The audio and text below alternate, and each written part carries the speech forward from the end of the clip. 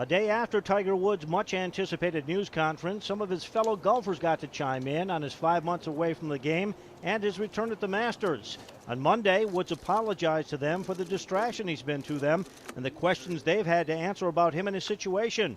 For one of his biggest rivals, it wasn't necessary. He doesn't owe me an apology. I mean, in the last 12 years, he's done so much for the game of golf. I don't know if there's been an individual who's capitalized more on the opportunities that he's brought to the game of golf than myself. He doesn't owe me a thing. Woods mentioned that he's been well received by the other golfers since he arrived in Augusta. One of them is President's Cup partner Steve Stricker, who went 4-0 with Woods in that event. I'm looking forward to playing with him again and spending some time with him. You know, like I said, I saw him Sunday in the parking lot. I got to chat with him for a few minutes, and it was good to see him, and it's good to see him back. The last time Woods took an extended leave from golf, it was for 8 months, and he won in his third tournament back.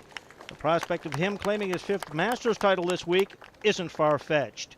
Well, that's a crazy question to ask. Can he win? Of course he could win. I mean, he like I say, he showed that being in much worse condition in the 08 U.S. Open. I played with him the first couple rounds, and he was not physically his best, obviously, and his game wasn't his sharpest, and yet he still wins. He finds a way to get it done. So despite the turmoil Woods has had to endure over the past few months, he's now back in a comfortable, familiar environment.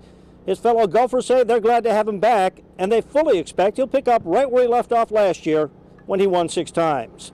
Covering the Masters, Jim Militello, The Associated Press, Augusta, Georgia.